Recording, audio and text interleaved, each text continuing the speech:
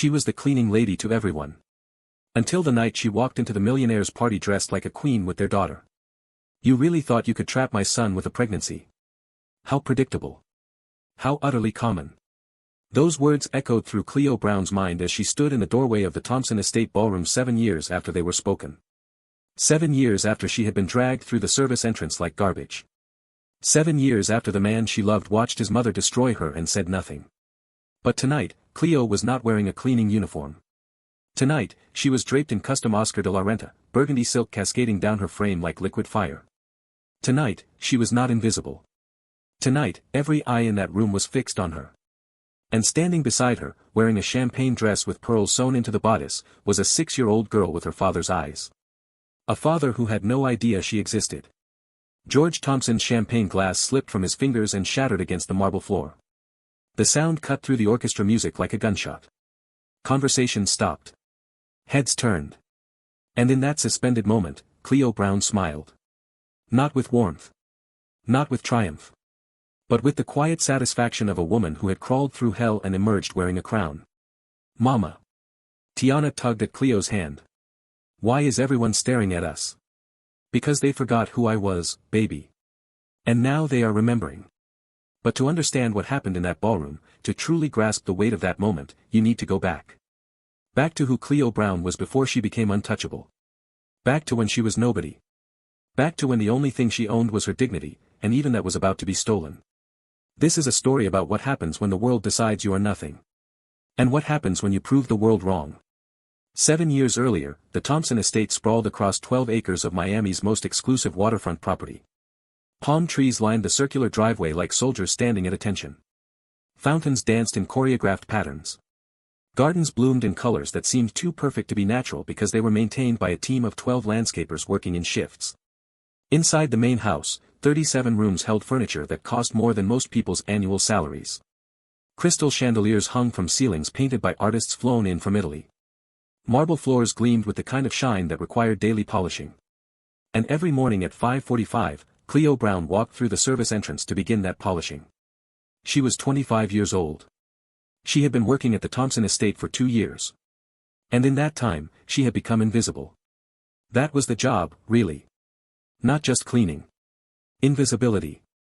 The Thompson family and their guests expected to move through their lives without ever noticing the hands that made those lives possible. Staff members learned quickly. Do not make eye contact. Do not speak unless spoken to. Do not exist in any way that might remind the wealthy that their comfort depended on other people's labor. Cleo had learned. She had learned so well that she could enter a room, clean it completely, and leave without anyone ever registering her presence. She knew which floorboards creaked and avoided them. She knew which family members slept late and timed her work accordingly. She knew this house better than the people who lived in it. But knowing a house is not the same as belonging in it. Every morning, Cleo arrived before dawn. She would change into her uniform in the staff quarters, a small building behind the main house where the live-in employees slept in rooms the size of walk-in closets. She would tie her hair back in a tight bun, the way Mrs. Chen, the head housekeeper, required. She would check her reflection once to make sure she looked professional, then she would begin. The work was hard. Her knees ached from scrubbing.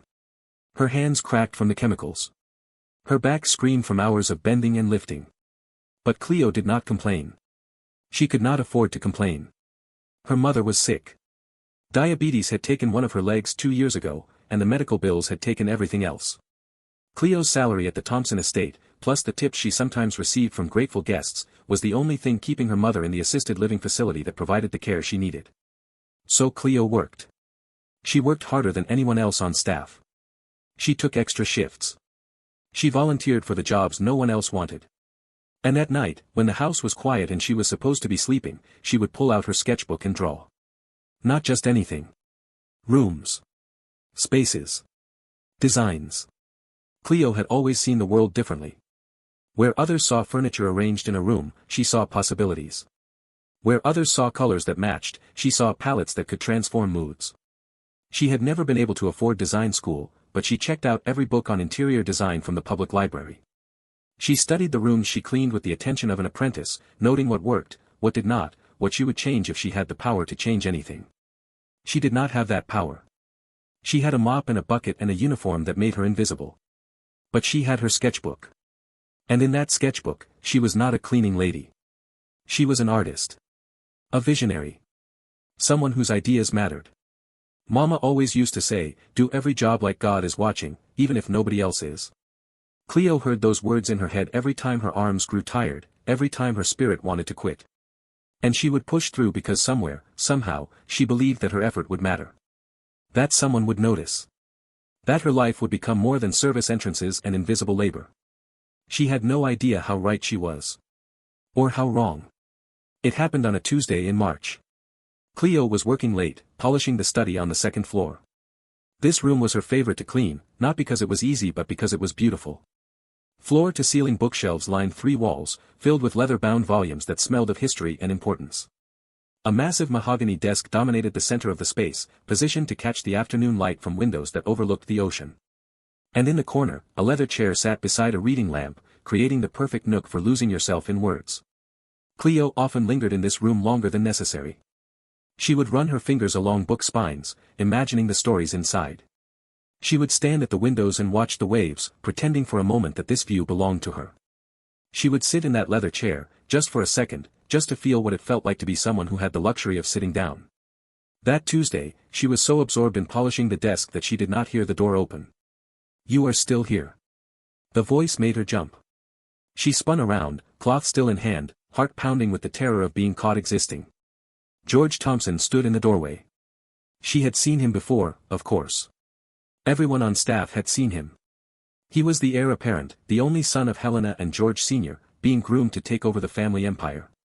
At 31, he was already running 3 of the family's subsidiary companies. He was handsome in that careless way wealthy men often were, as if good looks were simply another inheritance, as unremarkable as the cars or the houses. Dark hair. Strong jaw. Eyes that seemed to see everything while revealing nothing. But Cleo had never been this close to him. Had never been alone with him. Had never had those eyes focused directly on her. I am sorry, sir. She dropped her gaze immediately, the way she had been trained. I did not realize anyone would be using this room. I will leave immediately. No. Wait. She froze. Staff did not wait when told to leave. Staff certainly did not wait when the heir of the house told them to wait. This was not how the rules worked. George walked past her to the window, loosening his tie with the weariness of someone who had been performing all day. Cleo noticed the tension in his shoulders, the tightness around his mouth. She noticed these things because noticing was what she did, even when she was supposed to be invisible. What is your name? The question startled her. In 2 years, no one from the family had ever asked her name. Cleo, sir. Cleo Brown. Cleo. He repeated it like he was testing how it sounded. How long have you worked here, Cleo? 2 years, sir. And in 2 years, have you ever seen anyone actually read these books? Despite her training, despite every instinct telling her to remain silent, Cleo felt her mouth curve into the smallest smile. No, sir. I dust them regularly. The dust is always undisturbed. George laughed. It was a short sound, surprised out of him, and for a moment he looked younger. Less burdened. More human. My father collected them. Thought having a library made him look intellectual. Never cracked a single spine. He turned to face her fully. But I have seen you in here. More than once. You linger. Cleo felt her cheeks warm. She had been caught. Not doing anything wrong, exactly, but doing something beyond the bounds of her invisible role. The room is beautiful, sir. I apologize if I have overstepped. You have not. George studied her with an intensity that made her want to look away but also made it impossible to do so. What do you see when you look at this room? The question was so unexpected that Cleo answered honestly before she could stop herself. Potential. I see a room that could be extraordinary but is not because it is designed to impress rather than to be lived in. The furniture is positioned for appearance, not function. The lighting is dramatic but impractical. And the color palette is safe when it should be bold. This room has good bones, but it is not being used to its full potential. The words hung in the air between them. Cleo felt her heart stop. She had just criticized the home of one of Miami's wealthiest families to the face of its heir. She had just done the thing she was never, ever supposed to do. She had existed. George stared at her for a long moment. Then he smiled. A real smile, not the polished one she had seen him wear at the parties she cleaned up after. You are absolutely right. Sit down, Cleo Brown. Tell me what you would change. She should have refused. She should have made her excuses and fled. She should have remembered who she was and who he was and the vast, uncrossable chasm between them. But when he gestured to the leather chair in the corner, the one she had sat in secretly so many times, Cleo sat. And when he asked her questions, she answered. About design. About color theory. About the psychology of space and how rooms could be transformed to change how people felt inside them. They talked for 2 hours. Cleo forgot to be invisible. George forgot to be the air. And somewhere in that conversation, something sparked that would eventually burn everything down. That was the beginning. Over the following months, George found reasons to be in whatever room Cleo was cleaning. At first it seemed coincidental. Then it became obvious. He would appear with questions, with observations, with arguments about design that he clearly researched just to have something to discuss with her. You are wrong about warm lighting in workspaces, he said one evening, finding her in the library again. Studies show that cool light increases productivity. Studies show that cold, sterile environments increase efficiency at the cost of creativity and well-being, Cleo countered, not bothering to pretend she was still cleaning. You want productive drones or inspired humans? George grinned. He always grinned when she pushed back. That was the thing about him, the thing that made it impossible to keep her guard up. He did not want her to be invisible. He wanted her to be seen. Their conversations evolved into something more. Lingering looks became accidental touches. Debates became excuses to stand closer. And one night, 3 months after that first encounter in the study, George kissed her. We cannot do this. Cleo pulled back, her lips still tingling. You know we cannot do this. Why not? She stared at him like he had lost his mind. Because I am the cleaning lady. Because your mother would destroy me. Because you are engaged to Victoria Ashford. I do not love Victoria. The engagement is my mother's idea. A merger of families, not hearts. That does not change anything, George. It changes everything. He took her hands in his, and she let him because she was already lost and they both knew it. Cleo, I have spent my entire life doing what was expected. Marrying who was approved. Becoming who my family needed. But when I am with you, I feel like myself for the first time. Does that not matter? It matters. It matters too much. That is the problem. Then let it be a problem. His eyes were earnest, desperate, young in a way that made her forget he was the heir to an empire. I will end things with Victoria. I will tell my mother about us. I just need time to do it right, to make sure she cannot interfere. Give me time, Cleo. Please. She should have said no. Every rational thought in her head screamed at her to walk away, to remember her place, to protect herself from the inevitable heartbreak. But love does not listen to rational thoughts. Love makes you believe in possibilities that logic would reject. And Cleo was desperately, irrevocably, foolishly in love. Okay, she whispered. I will give you time. Their relationship became a secret world. Stolen moments in empty rooms. Whispered conversations in the garden after dark. Notes passed through their hands like teenagers, except the stakes were so much higher than any teenage romance. Cleo knew the rules. She kept their secret locked tight. But she also began to dream. She dreamed of a future where she was not invisible. Where she stood beside George openly. Where her ideas about design became more than sketches in a hidden notebook. He encouraged those dreams. He talked about starting a design firm together, about combining her vision with his resources. He talked about the house they would build, a house she would design herself. He talked about forever in a voice so sincere that she believed him. I love you. He said it for the first time on a night when the moon hung full over the ocean and they sat together on a blanket in the far corner of the estate, hidden by hedges and darkness. I love you, Cleo Brown. And I am going to spend the rest of my life proving it. She believed him. That was her first mistake. The warning signs were there, of course. They are always there when you look back with the clarity of hindsight. George's engagement to Victoria was still publicly ongoing. His mother's coldness toward Cleo had intensified, a sharpness in Helena's gaze whenever their paths crossed. And George kept promising to tell everyone, kept promising that soon everything would change, while soon kept getting pushed further into an undefined future. But Cleo was in love. And love is the most effective blindfold ever invented. Then she missed her period. At first she told herself it was stress. Then she told herself it was a mistake. Then she took 3 pregnancy tests in the bathroom of a gas station 20 miles from the estate, where no one would recognize her, and watched all 3 turn positive. Pregnant. She was pregnant with George Thompson's child. Cleo's hands shook as she sat in her tiny room in the staff quarters that night, trying to process what this meant. Fear and hope warred inside her like armies on a battlefield. Fear of what Helena would do. Fear of how this would change everything. But also hope. Because surely this would force George's hand.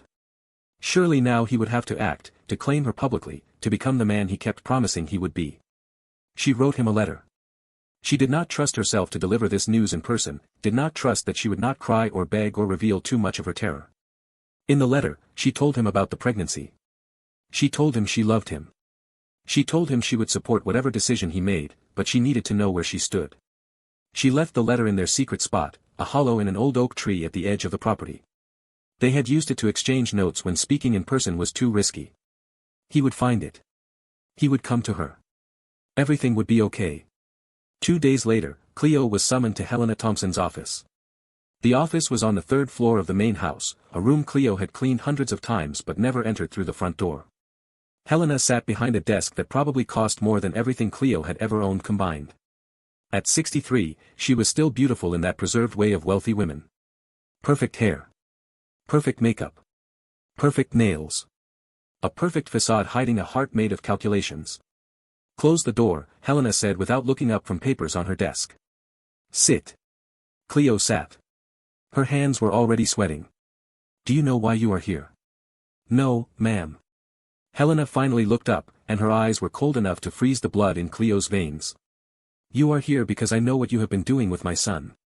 Cleo's heart stopped. Then started again at triple speed. Ma'am, I do not know what you mean. Do not insult my intelligence. Helena's voice was calm, controlled, more terrifying than shouting would have been. I have known for months. I have been watching. Waiting to see if George would come to his senses. But now I understand that is not going to happen, so I must intervene. Mrs. Thompson, please let me explain.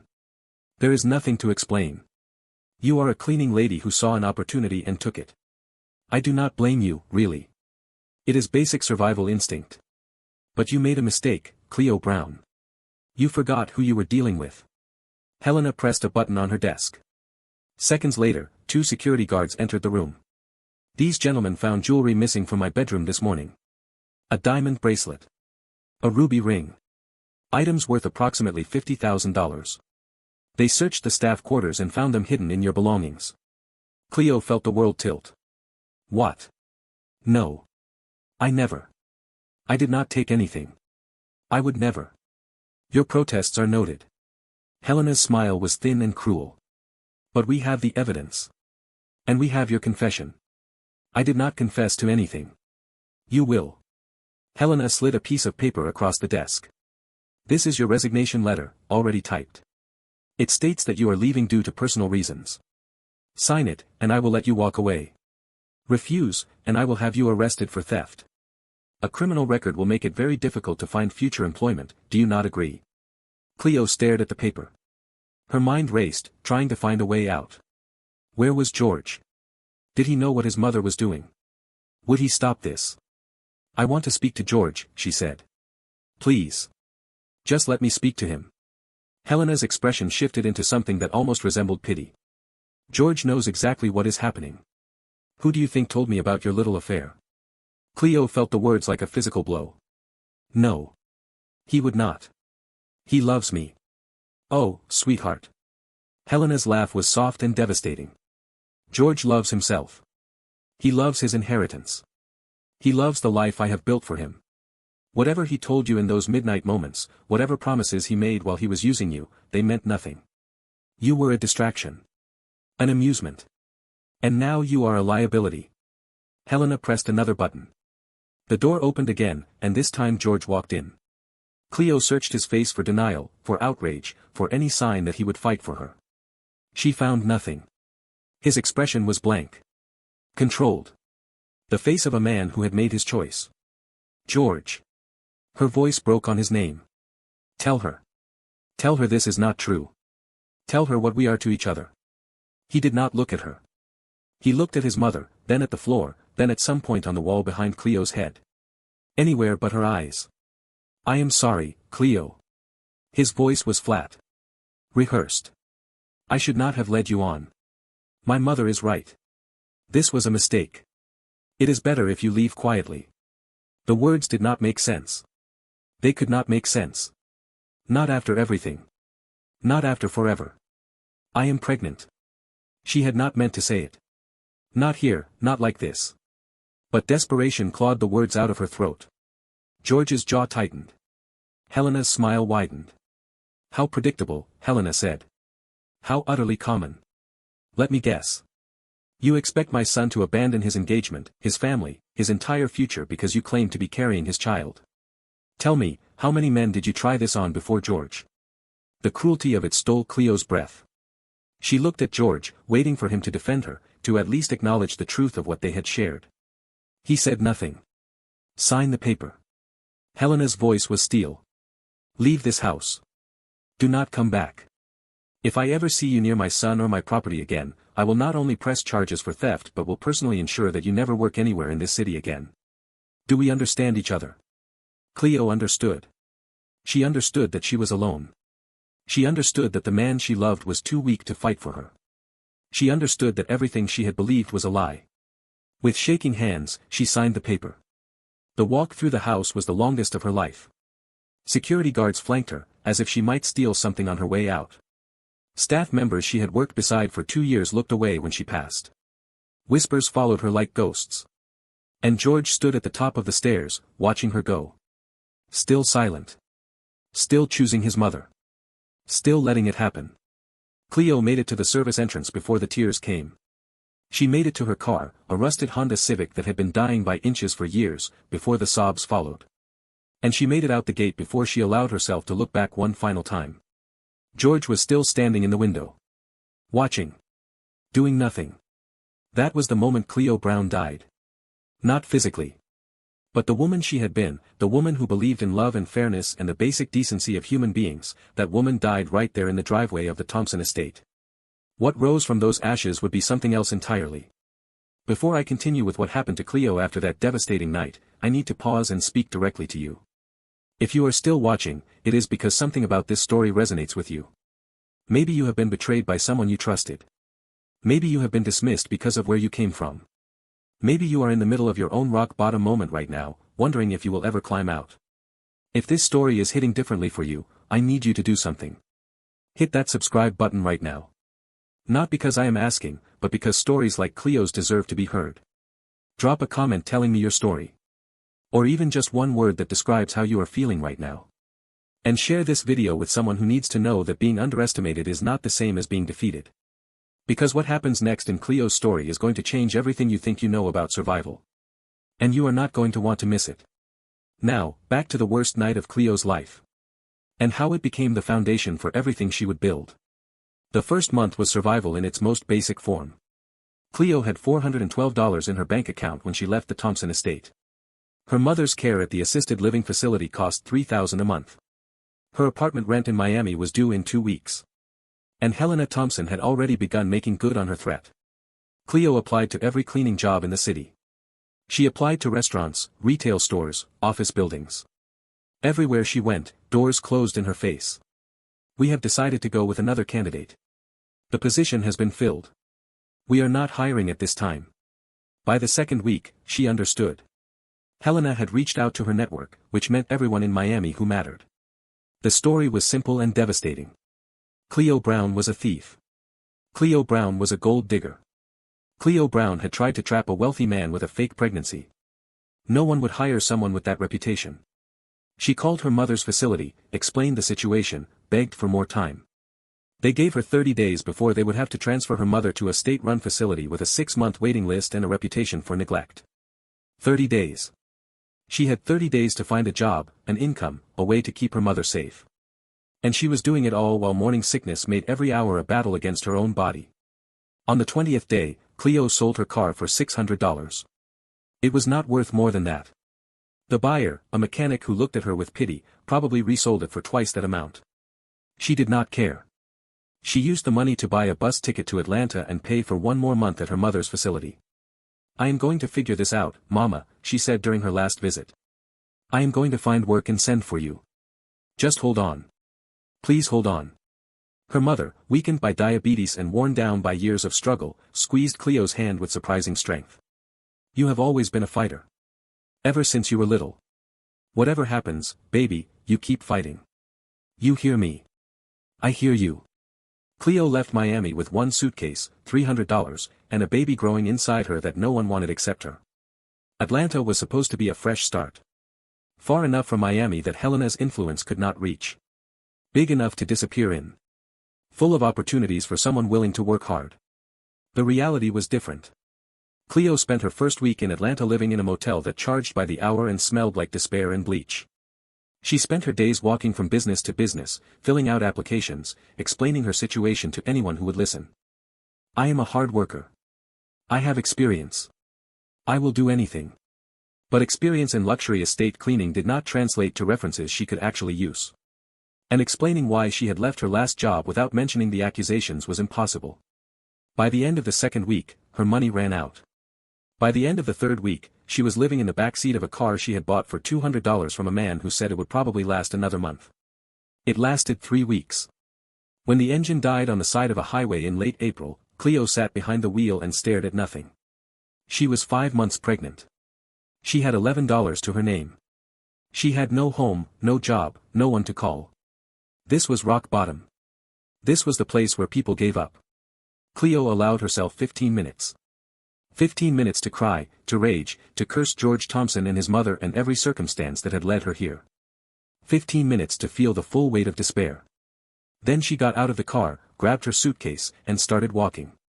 She walked until she found a gas station. She used her last $11 to buy water and crackers. She asked the attendant if he knew anyone who was hiring. There is a diner down the road, the man said, looking at her swollen belly with a mixture of pity and judgment. Lady who runs it is always complaining about help. Worth a shot.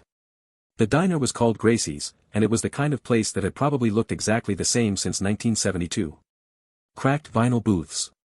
Linoleum floors that would never truly be clean no matter how much you mopped. A counter with spinning stools and a pie display case that had seen better decades. Gracie herself was 72 years old, 4 feet 11 inches tall, and possessed the kind of no-nonsense attitude that came from running a business alone for 40 years. You pregnant? Gracie said, looking Cleo up and down. Yes ma'am. Father in the picture? No ma'am. You willing to work hard? Yes ma'am. Then you are hired. Minimum wage plus tips. You can start tomorrow. There is a room above the diner I sometimes rent out. $50 a week, comes out of your paycheck. Not fancy, but it has a bed and a bathroom and locks on the door. Cleo burst into tears. Gracie waited patiently until the sobbing subsided, then handed her a napkin from the dispenser on the counter. I am going to tell you something, and I want you to listen, Gracie said. I do not know what happened to you. I do not need to know. What I know is that you walked into my diner with nothing but a suitcase and the look of someone who has been through hell. And you asked for work instead of handouts. That tells me everything I need to know about who you are. Cleo wiped her eyes. Whatever put you on this road, Gracie continued, you are going to walk it until you get where you need to be. And when you get there, you are going to look back on this moment and know that this is where it changed. This right here. Do you understand? Yes ma'am. Then stop crying and go upstairs. You start at 6 tomorrow. The room above Gracie's diner was 8 feet by 10 feet. It had a single bed with a mattress that sagged in the middle, a bathroom the size of a closet, and one window that looked out onto the parking lot. It was the most beautiful room Cleo had ever seen. Because it was hers. Because it represented survival. Because after weeks of wondering if she would live or die, she had found solid ground.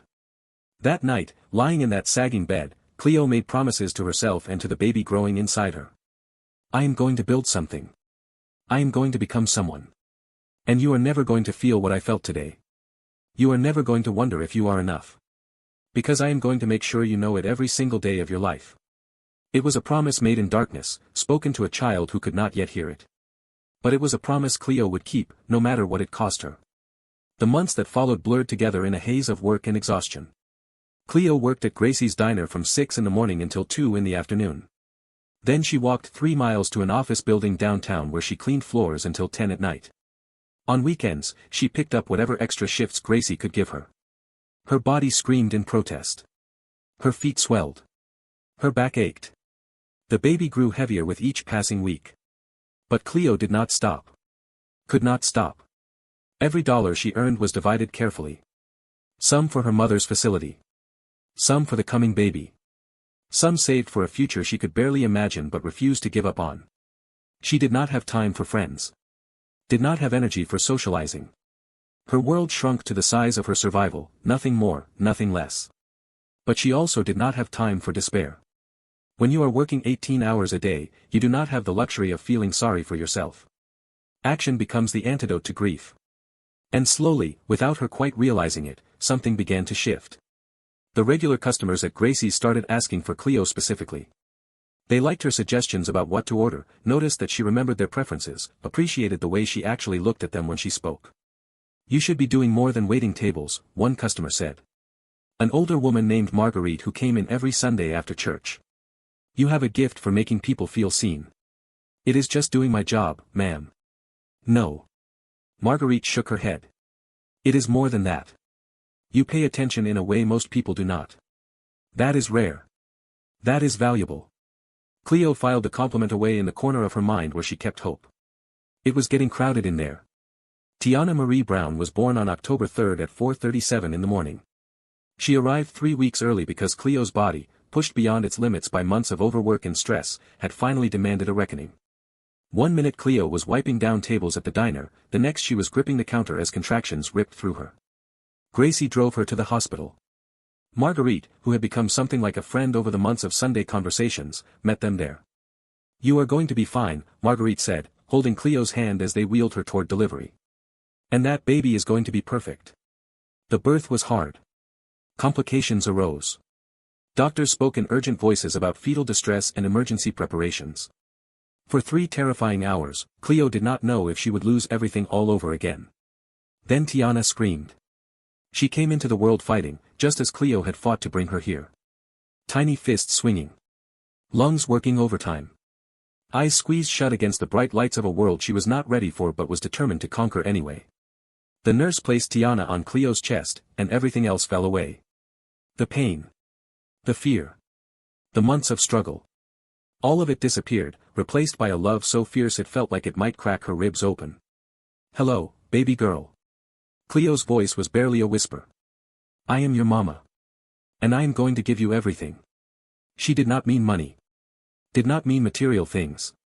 She meant the thing she had never had. Certainty. The absolute, unshakable knowledge that she was wanted, valued, enough. This child would never wonder if she mattered. Cleo would make sure of it. The first years of Tiana's life were a blur of diapers and midnight feedings and the relentless demands of survival. Cleo continued working at the diner, continued cleaning offices, but now she did it with a baby strapped to her chest or sleeping in a car seat behind the counter. Gracie never complained. Neither did the cleaning company supervisor, a woman named Rita who had raised 3 children alone and understood that sometimes you did what you had to do. But Cleo knew this could not be her forever. Every night, after Tiana was asleep, she would pull out her old sketchbooks. The designs she had drawn in her room at the Thompson estate. The ideas that had lived only in her imagination. She started small. Offering suggestions to customers at the diner about their homes. Nothing formal, just casual conversation that sometimes led to her drawing ideas on napkins. Word spread. Someone asked if she would help them rearrange their living room. Someone else asked if she could pick paint colors. Before she knew it, Cleo was doing informal design consultations on her days off, charging $50 for advice that people said was worth 10 times that amount. "You have talent," Marguerite said during one of their Sunday conversations. Tiana was now 8 months old, sitting in a high chair and methodically destroying a banana. "Real talent. Have you ever thought about doing this professionally?" "I think about it all the time," Cleo admitted. "But professional means training I cannot afford and credentials I do not have time to earn." "Then earn them anyway." Marguerite leaned forward. "There are night classes. Online programs. Scholarships for single mothers. You find a way or you find an excuse, Cleo. Which one do you want?" The words echoed in Cleo's mind for weeks. Find a way or find an excuse. She had been making excuses her whole life, explaining why she could not, why it was not possible, why someone like her did not get to have dreams. But someone like her had also survived what should have destroyed her. Someone like her had built a life from nothing. Someone like her was stronger than any excuse. She enrolled in night classes at the community college. Interior design fundamentals. Color theory. Basic business management. She went to class 3 nights a week after her evening cleaning shift, leaving Tiana with Marguerite, who had become something between a grandmother and a guardian angel. She was exhausted. She was overwhelmed. She was also, for the first time since leaving Miami, moving forward. Year 1 was survival. Tiana's first birthday was celebrated in the apartment above Gracie's diner with a cake Gracie made herself and 3 guests, Gracie, Marguerite, and a regular customer named Frank who had become something like a grandfather figure. It was small. It was perfect. Year 2 was stability. Cleo completed her first design certification. She picked up her first official client, a friend of Marguerite's who wanted her living room reimagined. The fee was $2,000. Cleo cried when she deposited the check. Year 3 was growth. Brown Interiors was officially registered as a business. It was just Cleo, working out of her apartment during whatever hours Tiana was asleep, but it was real. It was hers. She hired Marguerite part-time to help with scheduling and client communication. Year 4 was expansion. A local magazine featured one of Cleo's projects, a transformed apartment for a singer with a growing following. The article went viral in Atlanta design circles. Suddenly, Cleo had more clients than she could handle alone. She hired her first employee. Then her second. Then she needed an actual office. Year 5 was recognition. Brown Interiors was named one of Atlanta's fastest-growing design firms. Cleo was invited to speak at industry events. She started teaching workshops for aspiring designers, particularly those who came from non-traditional backgrounds. Year 6 was empire. 4 offices in 4 cities. 73 employees. A reputation that opened doors in ways Cleo had never imagined. Architectural Digest ran a feature on her work, calling her vision transformative and her story inspiring. Through it all, Tiana grew. She took her first steps in the apartment above Gracie's diner. She said her first word at Marguerite's kitchen table. She started kindergarten while Cleo was closing the deal on the second office location. She became curious, confident, kind. Everything Cleo had promised she would be. And she had questions. Where is my daddy? The question came on Tiana's 5th birthday, asked with the casual directness of a child who does not yet understand the weight of what she is asking. Cleo had prepared for this moment. Had practiced answers in her head 1,000 times. But nothing prepared her for the pain of looking into her daughter's eyes and seeing George Thompson looking back. Your daddy lives far away, baby. Things did not work out between us before you were born. But that has nothing to do with you. You are perfect. You are loved. And you have me. Does he know about me? No. He does not. Why? Because sometimes, when adults are hurt very badly, they make choices to protect themselves. I chose to protect us. Maybe that was right. Maybe it was wrong. But it was the choice I made. Tiana processed this with the seriousness that characterized everything she did. Will I ever meet him? I do not know, baby. Maybe someday, when you are ready. When I am ready. It is complicated. That is what grown-ups always say when the answer is yes, but they do not want to admit it. Cleo laughed despite the ache in her chest. Her daughter was too perceptive for her own good. Maybe you are right. Maybe someday. Okay. Tiana accepted this with the easy flexibility of childhood. Can I have more cake? Of course, baby. But the question planted a seed that grew in the back of Cleo's mind. Tiana deserved to know her father. Deserved to understand where she came from. And as Brown Interiors grew larger, as Cleo's face appeared in more magazines and on more websites, the risk of discovery grew too. She could control the narrative. Or she could wait for it to control her. Year 7 began with Cleo staring at an email that changed everything. Brown Interiors has been selected to submit a proposal for the Castellano residence renovation in Coral Gables. The Castellano family. Old Miami money. Part of the same social circle as the Thompsons. If she took this project, she would be back in Miami. Back in the world that had cast her out. Back within range of Helena Thompson's influence. Except Helena Thompson was dead. Cleo had learned that 3 years ago, a heart attack as sudden as it was karmic. George Sr. had passed a year after Cleo left. George Jr. now ran the family empire alone. George, who had stood at the top of those stairs and watched her be destroyed. George, who had never once tried to find her. George, who had a daughter he did not know existed. The expansion into Miami was inevitable. It was the market brown interiors needed to break into the top tier of design firms. Cleo's reputation was strong enough now to overcome the old rumors. Helena's influence had died with her. There was no logical reason to avoid it anymore. But there were emotional reasons. There were ghosts. She took the project. 3 months later, Brown Interiors Miami was official. 2 months after that, she saw the announcement for the Thompson Foundation Annual Gala. A charity event supporting children's welfare. The irony was almost too perfect. Cleo bought a ticket. Then she bought a dress. Then she told Tiana everything. I have something important to tell you, baby. About your father. About who he is and why you are going to meet him. They were sitting in Cleo's home office in Atlanta, Tiana perched on the leather couch with her legs swinging because they did not yet reach the floor. Is he nice? I do not know yet, baby. But you deserve to find out. She told the story as simply as she could. How she had met George. How she had loved him. How his mother had sent her away. How she had built everything from nothing. How she was now going back, not for revenge but for truth. Tiana listened with the same serious attention she brought to everything. So you are going to walk into his party, Tiana said slowly, working through the logic, wearing a beautiful dress. And you are going to show everyone that you are not what they said you were. Something like that. And I am going with you. Yes. If you want to. Tiana considered this. Will there be cake?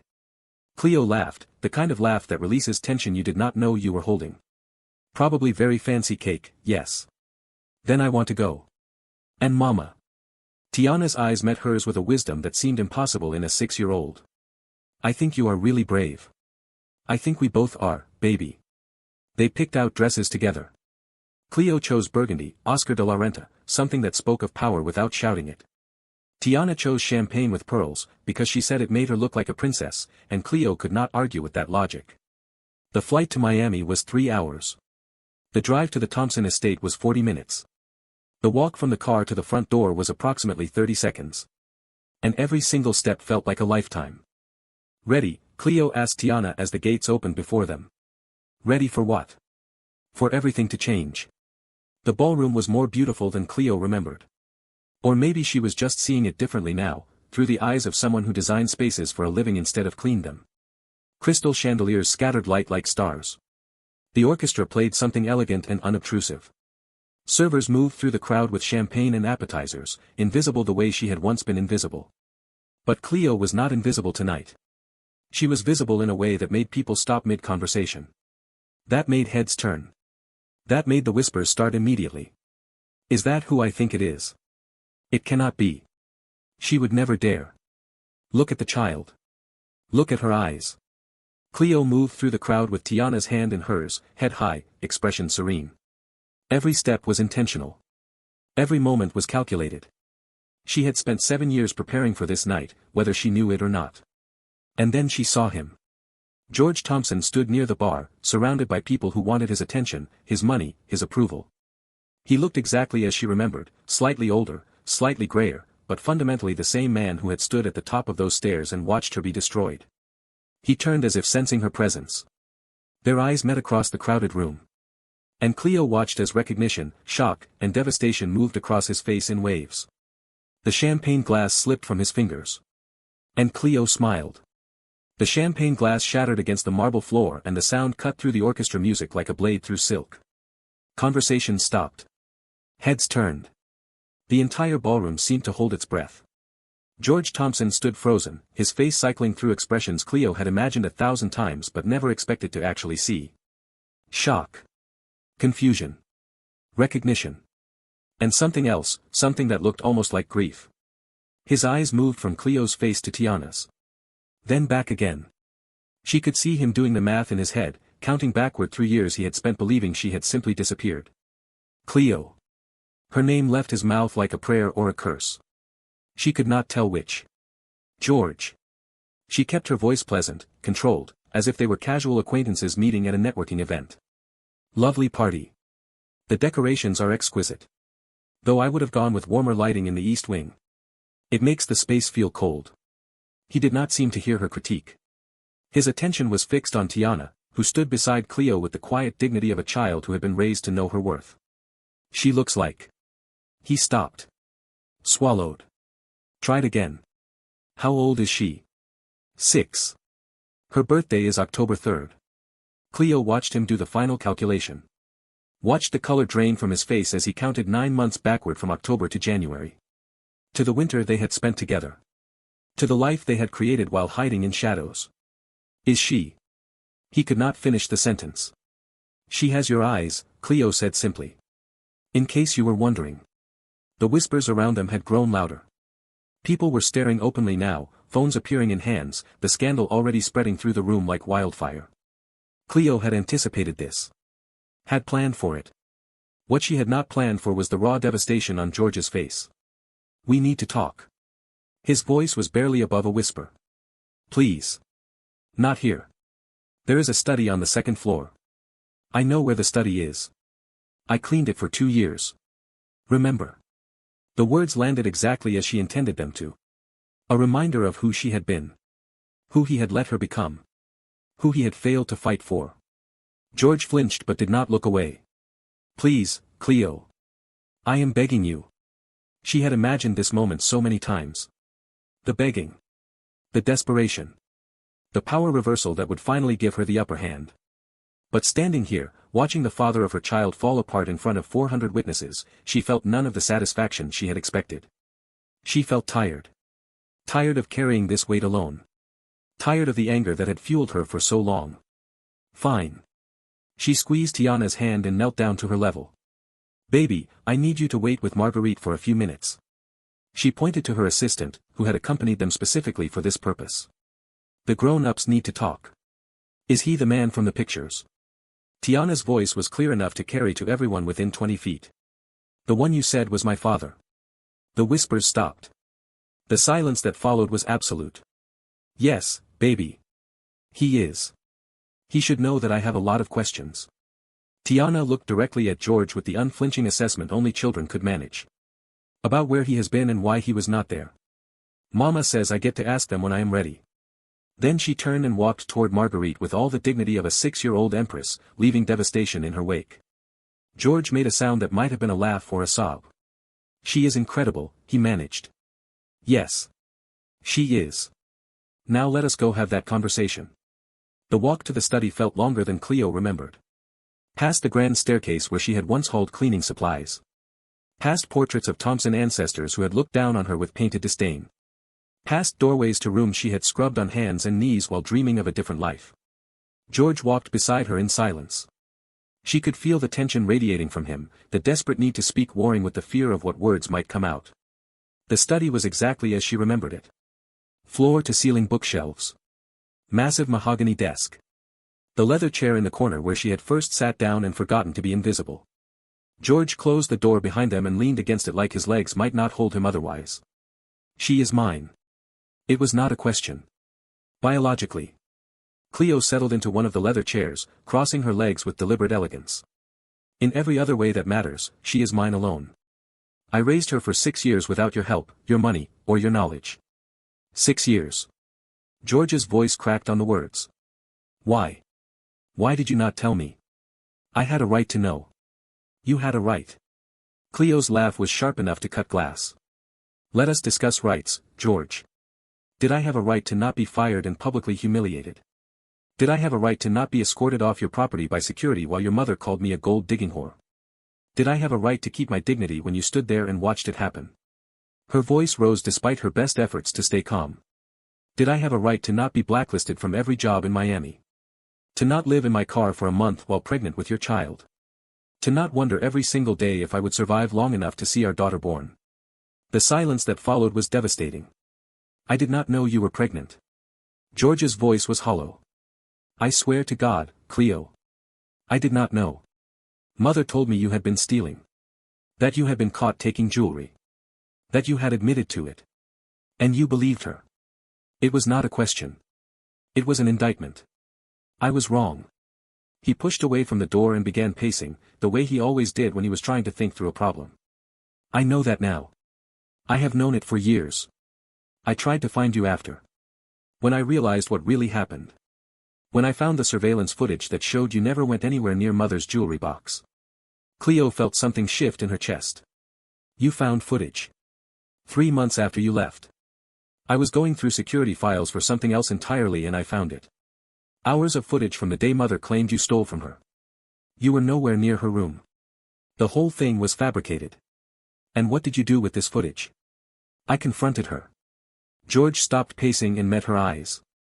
We had the worst fight of our lives. She admitted everything. Said she did it to protect the family. To protect me from making a mistake that would ruin my future. A mistake. Cleo repeated the word like it was poison. I was a mistake. No. You were never a mistake. George's voice broke. Loving you was the most real thing I had ever done. But I was a coward, Cleo. I was so afraid of losing my inheritance, my position, my mother's approval. I chose comfort over courage. I chose easy over meaningful. And by the time I understood what I had done, you were gone. So you looked for me. For 2 years. I hired investigators. I searched every database I could access. But you had changed your name. You had moved to a city with no connection to either of us. You had built your life so carefully that no one could trace it back to who you used to be. Cleo absorbed this information with visible skepticism. You expect me to believe you spent 2 years searching for me. While dating supermodels.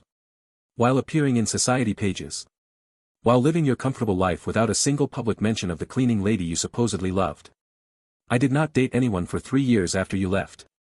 George's voice was flat. The women in those photos were business associates. Public appearances for the company. I was not living, Cleo. I was existing. Going through motions. Trying to figure out how to undo what I had done. And your mother. What happened to her? She died 3 years ago. Heart attack.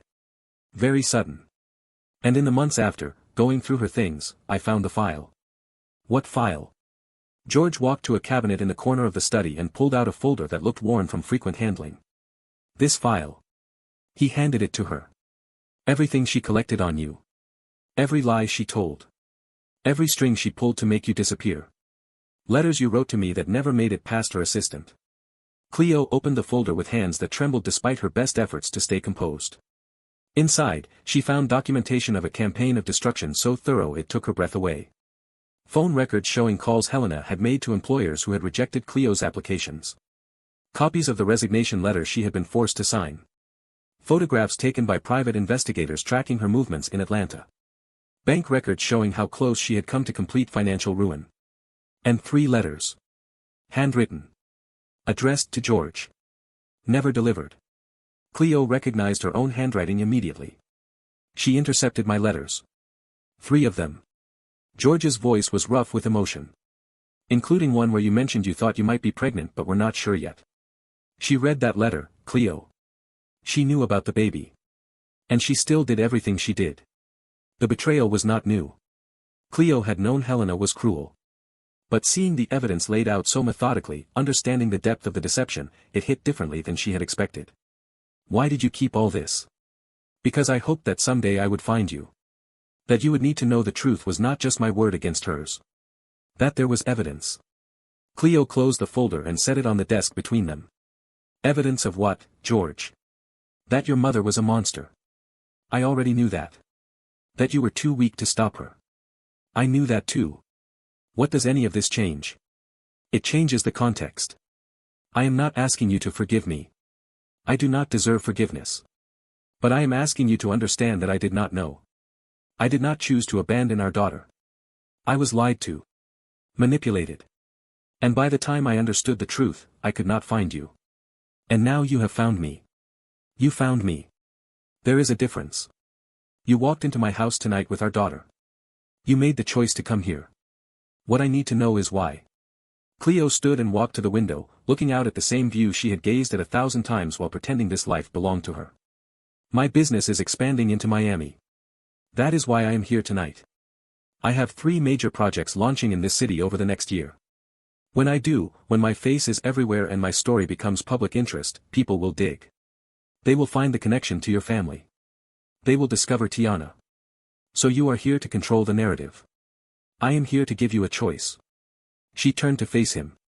You can be the father who did not know. Complicated circumstances. Miscommunication. A painful separation that kept you apart. Or you can be the billionaire who let his mother destroy his pregnant girlfriend and never bothered to follow up. Which story would you prefer the world to believe? George stared at her for a long moment. You have become formidable. I have become what I had to be. He crossed to stand closer to her. Not touching. Not presuming. But close enough that she could see the silver at his temples, the lines around his eyes, the ways time had marked him. I want to know her. His voice was steady now. Sure. I want to really know her. Not just for appearances or damage control. I want to be her father. You want that now. In this moment. With shock making everything feel urgent. But George, fatherhood is not a boardroom. You cannot delegate it when it gets boring. You cannot schedule it around acquisitions. Tiana is a child who deserves consistency. Not a part-time parent who shows up when convenient. I understand that. Do you? Because 7 years ago, you chose convenience over commitment. You chose the woman who made your life easier over the woman who challenged you to be better. What is different now? George was quiet for a long moment. Everything. Everything is different. 7 years ago I was building an empire and measuring success in dollars. I thought achievement could substitute for living. I was wrong about that.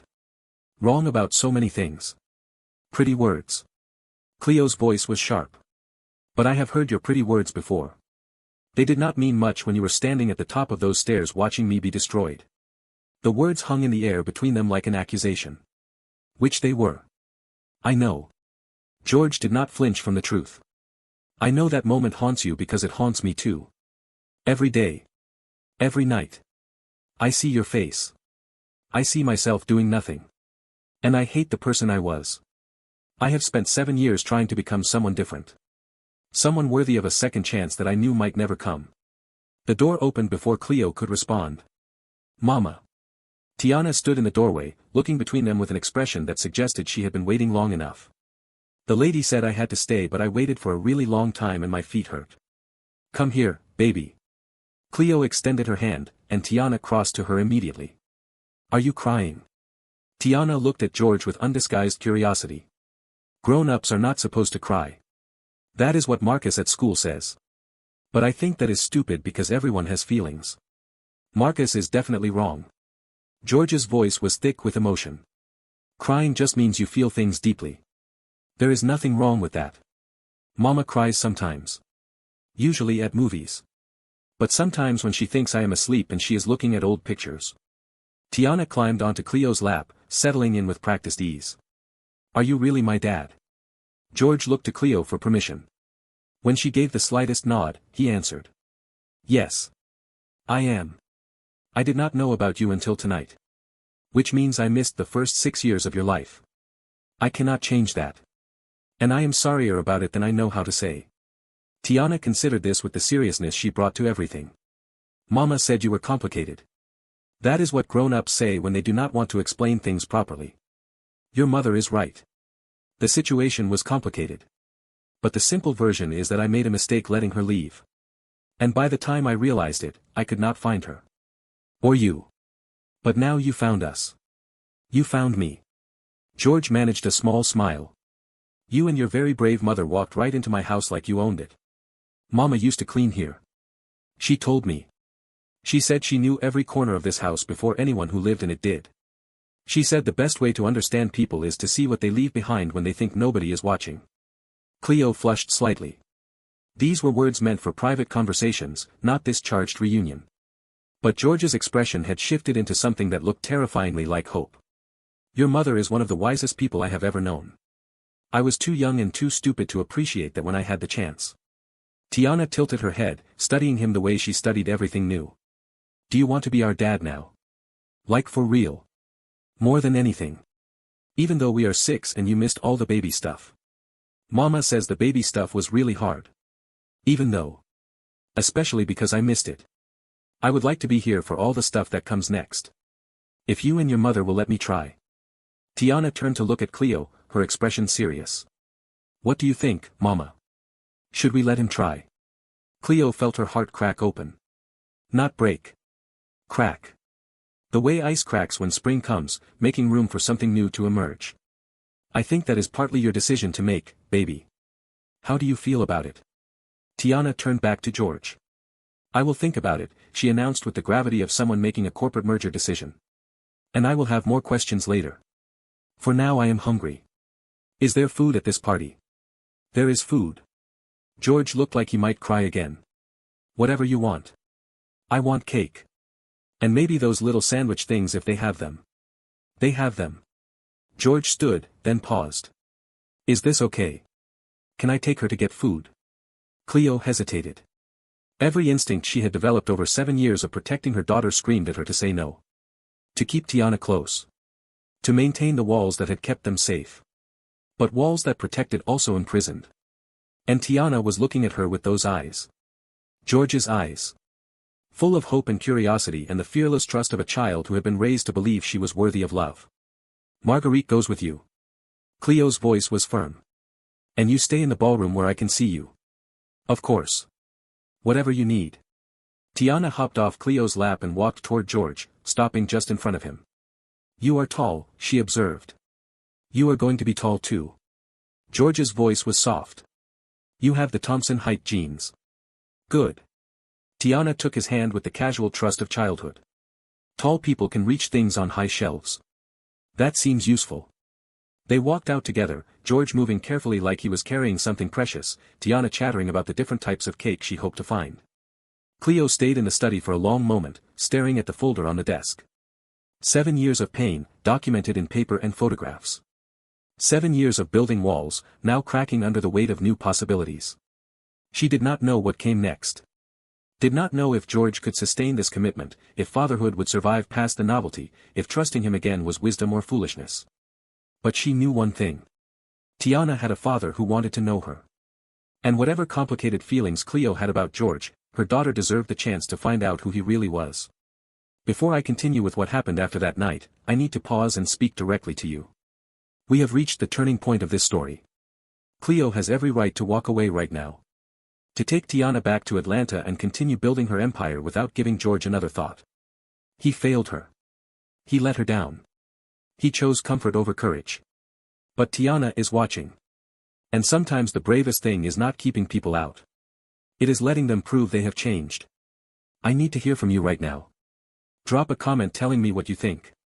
Should Cleo give George a chance? Should she protect herself and Tiana from potential disappointment? What would you do if you were standing where she is standing? Hit that like button if you believe in the possibility of change. Subscribe if you want to see how this story ends.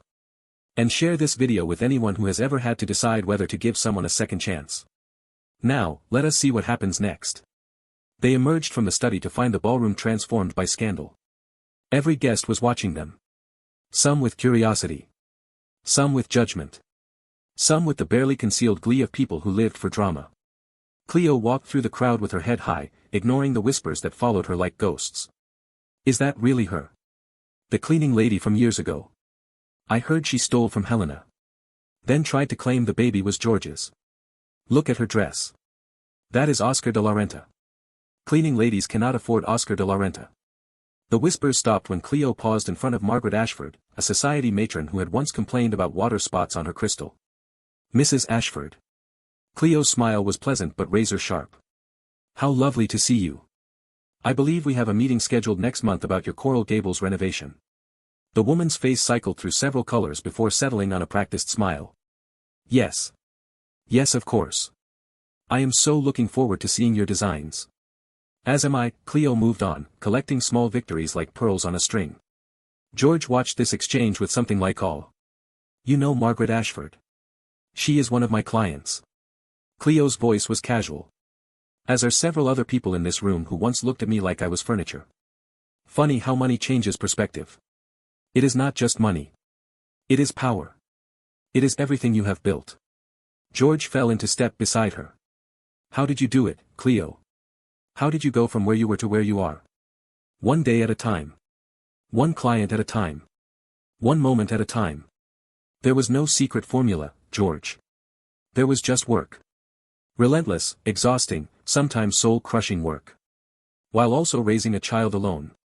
While also carrying the weight of everything your mother did to me. There is no glamour in survival. There is only the doing. They found Tiana at the dessert table with Marguerite, carefully selecting pastries with the focused attention of a connoisseur. "I got 2 of the little sandwich things," Tiana reported. "And 1 cake with chocolate. And 1 cake with strawberry.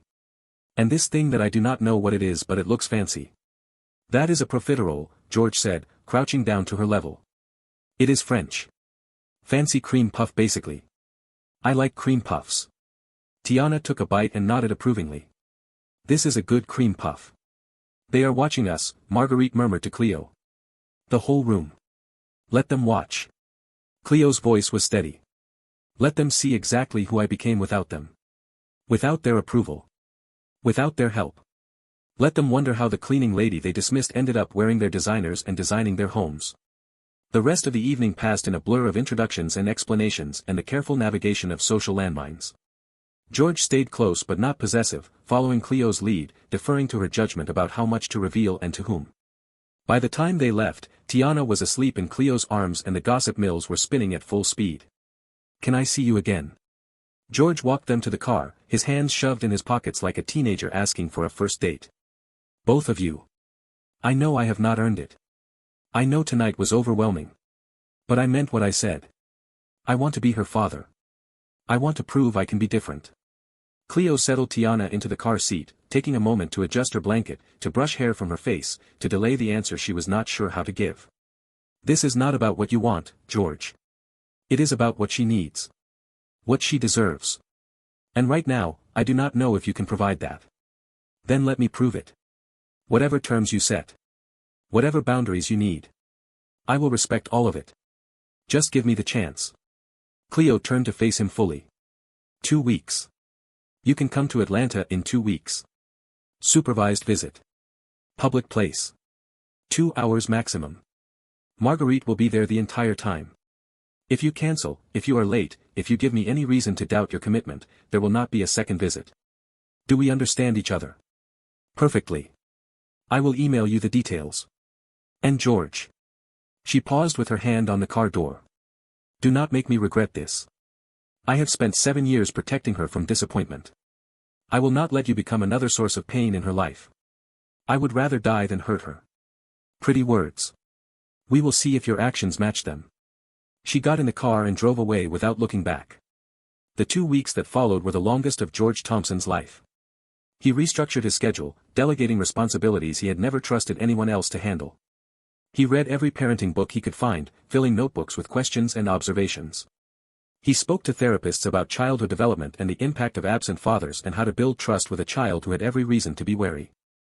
And he thought about Cleo. The woman she had become. The empire she had built.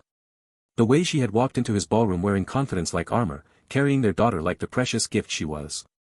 He had loved her 7 years ago.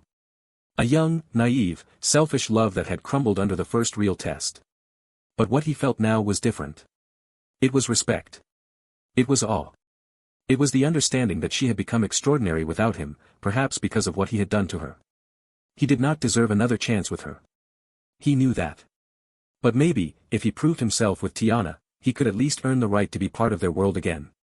Atlanta in October was beautiful. Leaves turning gold and red, temperatures dropping to something civilized, the city humming with the energy of a place that had reinvented itself again and again. George arrived 3 hours early. He sat in his hotel room, rehearsing what he would say, second-guessing every outfit choice, feeling more nervous than he had ever felt before a billion-dollar deal. The meeting place was a park near Tiana's school. Neutral ground. Public. Safe. Every detail carefully chosen to minimize risk and maximize Cleo's control of the situation. George spotted them before they saw him. Cleo in casual clothes that somehow still looked like a fashion spread. Tiana bouncing between playground equipment with the limitless energy of childhood. Marguerite watching from a nearby bench, clearly ready to intervene at any moment. He walked toward them with his heart in his throat. You came. Tiana spotted him first, stopping mid-swing. Mama said you might not come. I will always come. George crouched down to her level. If I say I am going to be somewhere, I will be there. That is a promise. Tiana studied him with those familiar eyes. Mama says you should not promise things unless you mean them. Your mama is right. And I mean it. The visit was awkward at first. Stilted conversation. Careful questions. The hesitant dance of strangers trying to become family. But Tiana was 6. And 6-year-olds do not understand awkward. They understand play and curiosity and the simple question of whether someone is fun or boring. Can you push me on the swings? Of course. Can you catch me at the bottom of the slide? Every time. Can you make your voice go really deep like a monster?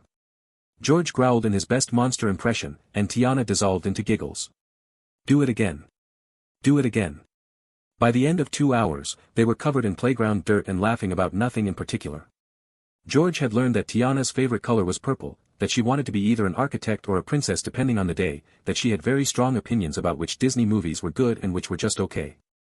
And Tiana had learned that her father could make excellent monster sounds, that he was surprisingly good at going down slides despite being so tall, and that he looked at her like she was the most important person in the world. Time is up. Cleo's voice cut through their laughter. We need to go. Already. Tiana's disappointment was obvious. But we did not even get to the part where I show him how I can hang upside down from the monkey bars. Next time. Cleo's voice was firm but not unkind. Say goodbye. Tiana turned to George with an expression far too serious for her age. Are you going to come back? For real? Or is this like when Mama's friend David said he would take me to the zoo and then never did? George felt something break inside him. The casual reference to disappointment. The expectation of broken promises.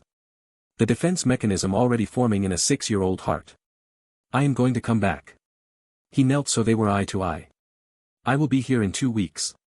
Same place. Same time. And if something comes up that means I cannot make it, I will call you myself and explain why, and we will reschedule for the very next day I can be here. You will never wonder if I am coming. You will always know. Tiana considered this. Okay. She stuck out her hand for a shake, which George accepted solemnly. See you in 2 weeks. See you in 2 weeks. She ran to Cleo, already chattering about all the things she wanted to show him next time. George watched them go, feeling something shift in his chest. Not redemption. That was too far away. But possibility. The first fragile shoots of something that might, with enough care, grow into the family he should have fought for 7 years ago. The visits continued. Every 2 weeks at first. Then every week. Then, 3 months in, George asked Cleo the question he had been building toward. I want to move to Atlanta. They were sitting on a park bench while Tiana practiced cartwheels on the grass nearby. The request hung in the air between them. What? I have been restructuring the company. Delegating more responsibilities. I can run things remotely for the most part, and fly to Miami when I need to be there in person. But I want to be here. Close to her. Close to both of you. Cleo stared at him. You are serious. I have never been more serious about anything in my life. My company can function without me micromanaging every decision. But Tiana is only 6 once. I already missed so much. I do not want to miss any more. Cleo was quiet for a long moment, watching her daughter attempt increasingly ambitious gymnastics. This is not a small change, George. This is your entire life. It should have been my entire life 7 years ago. He turned to face her. I know I cannot undo what happened. I know earning your trust is a marathon, not a sprint. But I can change how I show up going forward. And showing up from 2,000 miles away is not enough. Not for her. Not for either of you. What do you mean, either of us? The question came out sharper than Cleo intended. George did not flinch. I mean that I want to be in your life too, Cleo. Not just as Tiana's father. As someone who cares about you. Who never stopped caring about you, even when I did not deserve to. The words hung between them, heavy with implication. George. Cleo's voice was careful. What happened 7 years ago is not something we can just move past. I know. I am not asking you to forget. I am not even asking you to forgive. I am just asking you to let me prove, over time, that I can be someone worthy of your trust. Someone different than the man who let you walk away. And if you cannot. If you fail again. Then I will still be Tiana's father. That does not change. But Cleo, I have to believe that I can be better than I was. That people can grow. That the worst moment of my life does not have to define every moment after. Cleo looked at her daughter, still cartwheeling across the grass without a care in the world. I spent 7 years building walls, she said quietly. Walls that kept me safe. Walls that kept everyone at a distance. Those walls are part of what made me successful. They are also part of what kept me alone. You are not alone anymore. I do not know how to let them down. She finally looked at him, and he saw vulnerability in her eyes for the first time since she had walked into his ballroom. I do not know if I can risk it again. Being hurt like that. Believing in someone and having them disappear. I am not going to disappear. Pretty words, George. Then let me prove it. Move to Atlanta. Watch me show up every day.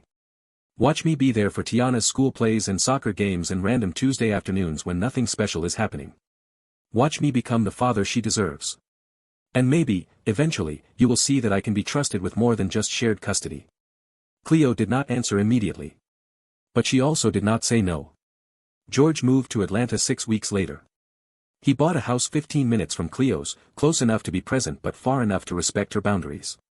He attended every school event, every dance recital, every birthday party for Tiana's classmates. He learned to braid hair through YouTube tutorials. He became the snack dad for soccer games. And slowly, almost imperceptibly, things began to shift. Cleo noticed it first in small moments. The way George remembered Tiana's preferences without being reminded. The way he handled her occasional tantrums with patience instead of frustration.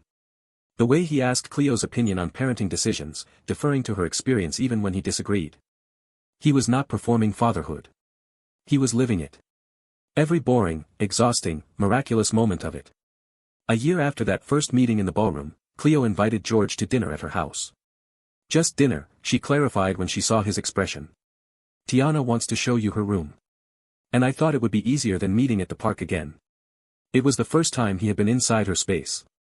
The home she had built without him, for their daughter, with her own hands and her own resources and her own unwavering determination.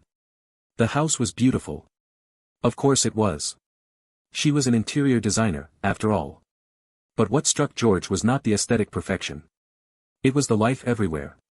Tiana's artwork on the walls. Photos documenting birthdays and holidays and ordinary afternoons. Books stacked on every surface. A home that had been lived in, loved in, built with intention and care. You did all this. He stood in the living room, taking it in. Without anyone's help. With plenty of help. Cleo's voice was matter of fact. Marguerite. Gracie, who gave me my first job. Frank and the other regulars at the diner who became like family. I did not do this alone, George. I just did it without you. The words were not cruel. Just honest. I know. And I will spend the rest of my life making up for that. You cannot make up for 7 years. No. But I can make the next 7 matter. And the 7 after that. And every 7 after those. Tiana came running in before Cleo could respond, grabbing George's hand and dragging him toward the stairs. Come see my room. I reorganized my dragon collection. And I have new blueprints to show you. Alexander at school said buildings cannot have that many windows, but I think he is wrong. I think you are right. George let himself be led away. Alexander clearly does not understand modern load-bearing technology. Cleo watched them go, feeling something shift in her chest for the 100th time. It was getting harder to maintain the walls. Harder to keep him at arm's length. Harder to pretend that all she felt was cautious tolerance. She was starting to feel something else. Something that scared her more than any of the challenges she had overcome. She was starting to hope. We are almost at the end of this story. But before I take you there, I need to say something. You have watched Cleo survive the unsurvivable. Build an empire from nothing. Raise a daughter who is fierce and kind and exactly who she was meant to be. And now you are watching her face the hardest challenge of all. Letting someone back in. If this story has moved you, I need you to do something right now. Hit that like button. Not because I am asking, but because stories like this deserve to be celebrated. Subscribe to Mr. Dawson's Stories if you have not already. Turn on those notifications because I have more stories like this one coming. And drop a comment telling me this. What is one wall you are ready to let down? One risk you are ready to take? One person you are ready to let prove themselves? Your answer matters. This community matters. And you matter. Now let us finish this story. The conversation happened on a night in December, almost 2 years after the ballroom. Tiana was asleep. The house was quiet. George and Cleo sat on her back porch, watching snow fall over the city. Can I ask you something? George's voice was hesitant. Not as Tiana's father. Just as me. That depends on the question. Are you happy? The question caught her off guard. What? Beyond being a mother. Beyond your success. Beyond everything you have built. Are you happy? Cleo was quiet for a long time, watching snowflakes dissolve against the porch railing. I am content. I have work that matters. A daughter I love. A life I built from nothing. That is more than most people get. Content is not happy. Maybe not. But it is stable. And after 7 years of fighting for stability, I will take it over the chaos of chasing happiness. George absorbed this with visible pain. I did that to you. Made you choose survival over joy. You were part of it. But I made my own choices. I chose to leave. To start over. To build something that could not be taken from me. Those were my decisions. And I do not regret them. Even if they cost you happiness. Happiness is overrated. It is a feeling that comes and goes. Stability is what keeps you alive when feelings fail. She said it like she believed it. But somewhere deep inside, a voice whispered that she was lying. That stability had become a prison. That the walls keeping her safe were also keeping her alone. Cleo. George turned to face her. I know I do not have the right to ask for more than you have given me. I know that earning back your trust is a lifetime of work, not a 2-year project. But I need you to know something. What? I love you. Still. Again. I do not know which word fits better.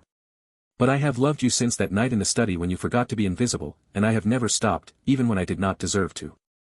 The words landed in her chest like stones in still water, sending ripples through everything she had built to protect herself. George. I am not asking you to feel the same way.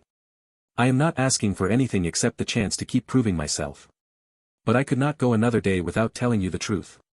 You deserve to know that you are loved. That you are seen. That the woman you have become is everything I knew you could be, and more. Cleo felt tears she had not allowed herself to cry for years pressing against her eyes. I am scared. The admission cost her more than any business deal, any client presentation, any moment of professional vulnerability. I know. George did not reach for her. Did not push. Just sat beside her in the falling snow, giving her space to feel whatever she felt. I am scared too. Of what? You are the one with all the power here. Power does not protect you from loss. And the thought of losing you again, losing what we are building, losing the chance to be the family we should have been, terrifies me more than anything I have ever faced. What if you cannot? What if you fail again? Then I will still be Tiana's father. And I will still love you. And I will still show up, every single day, until either my heart gives out or you tell me to stop. Pretty words. Shall I prove it? How? By waiting. George stood, brushing snow from his coat. You are not ready. I can see that. So I am not going to pressure you. I am not going to push. I am just going to keep being here. Keep showing up. Keep loving you and our daughter with everything I have. And when you are ready, if you are ever ready, I will be here. He walked toward the door, then paused. I understand if that day never comes. I understand if I broke something that cannot be fixed. But I wanted you to know that as far as I am concerned, you are it for me, Cleo. There is no one else. There never will be. Then he went inside to check on Tiana, leaving Cleo alone with the snow and her thoughts and the cracks spreading through walls she had built to last forever. She did not sleep that night. Instead, she lay in bed, staring at the ceiling, playing George's words over and over in her mind. Examining them for manipulation. Searching for the catch. She found nothing except sincerity. Nothing except a man who had spent 2 years doing exactly what he said he would do. Showing up. Proving himself. Becoming the father Tiana deserved. And maybe. Becoming someone Cleo could trust again. It took her 3 more months to decide. 3 months of watching. Weighing. Wondering. And then one Sunday evening, after Tiana had gone to bed and George was preparing to leave for his own house, Cleo stopped him at the door. Wait. He turned. What is it? I have been thinking. About what you said in December. George went very still. I am not ready to say I love you. Cleo's voice was steady, even as her heart raced. I do not know if I will ever be ready for those words again. But I am ready to try. To see if there is something here beyond shared parenting. To find out if we can build something new instead of just managing what is broken. The hope in George's eyes was almost painful to witness. Really? But George. She stepped closer. If you hurt me again, if you let me down, if you give me any reason to doubt that you are all in, there will not be another chance. Not ever. Do we understand each other? Perfectly. Then stay. Have coffee with me. Tell me about your day. Do all the normal things that people do when they are trying to figure out if they can trust each other. George smiled. The first real smile she had seen from him in a long time. I would like nothing more. They sat in her kitchen until midnight, talking about everything and nothing. Work and dreams and fears and hopes. The conversation flowed like water finding its natural course, easy in ways she had forgotten anything could be. And when George finally left, he kissed her forehead gently. Thank you. For the chance. For the coffee. For being brave enough to try. Do not make me regret it. Never again. The story did not end there, of course. Real stories never truly end. They continue and evolve and face new challenges. But they faced those challenges together. Building trust through daily choices. Learning each other again. Becoming the family they should have been all along. 1 year after that kitchen conversation, George proposed. Not with drama or grand gestures, but quietly, in the study of the Thompson estate that they had converted into a design firm's satellite office. This is where it started, he said, dropping to one knee. Where you forgot to be invisible and I forgot to be careful and we both forgot that we were supposed to be keeping our distance. This is where I first realized that you saw the world differently than anyone I had ever met. And this is where I want to ask you to spend the rest of your life letting me see it through your eyes. Cleo looked around the room she had once cleaned on her hands and knees. The room where she had dared to voice her opinions. The room where everything had begun. Yes. The wedding was small. Intimate. Held in the garden of their Atlanta home, with Tiana as flower girl and Marguerite as maid of honor. Gracie made the cake herself, just like she had for Tiana's first birthday. I knew it, Gracie said, straightening Cleo's veil. I knew that night when you walked into my diner that you were going to be something special. I just did not know how special. I would not be here without you. You would have found another way. But I am glad I got to watch. The ceremony was simple. Vows that acknowledged the past while promising the future. Rings exchanged with hands that had learned to trust again. And when the officiant pronounced them husband and wife, Tiana cheered the loudest. Finally, she announced to the gathered guests. Now we are a real family. We have always been a real family, Cleo corrected gently. Now we are just official. That night, after the guests had left and Tiana was asleep in her room surrounded by purple dragons, Cleo stood on the back porch and looked up at the stars. George came up behind her, wrapping his arms around her waist. What are you thinking? That I used to dream about this. She leaned back against him. When I was cleaning the Thompson estate and pretending I was someone who mattered. I used to dream about having everything I have now. The business. The family. The respect. The love. And then I stopped dreaming because dreaming hurt too much. And now. Now I wonder what else I stopped dreaming about. What other possibilities I closed off because I was too focused on surviving. George pressed a kiss to her hair. Then dream again. You have earned the right to want things. To hope for things. To believe that the future can be even better than the present. Cleo smiled in the darkness. I think I already am. Because the cleaning lady had become a queen. The broken woman had become whole. And the story that started with devastation had ended with love. Not easy love. Not fairy tale love. But real love. Earned love. The kind that survives the unsurvivable and comes out stronger on the other side. And that, more than any ending Hollywood could invent, was worth believing in. This is where our story ends. But I want to leave you with something. Cleo started as the cleaning lady. She became the queen of her own empire. And then she became something even harder. Someone willing to trust again. If this story moved you, I need you to do something right now. Hit that like button. Not because I am asking, but because stories like this deserve to be celebrated. Subscribe to Mr. Dawson's Stories because this is what we do here. We tell the truth about love and loss and the messy work of becoming better than we were. Drop a comment telling me what part of this story stayed with you the most. What moment made you stop and think? What character spoke to something in your own experience? And share this video with someone who needs to know that being underestimated is not the same as being defeated. That cleaning floors does not define your ceiling. That the people who dismiss you today might be asking for your business card tomorrow.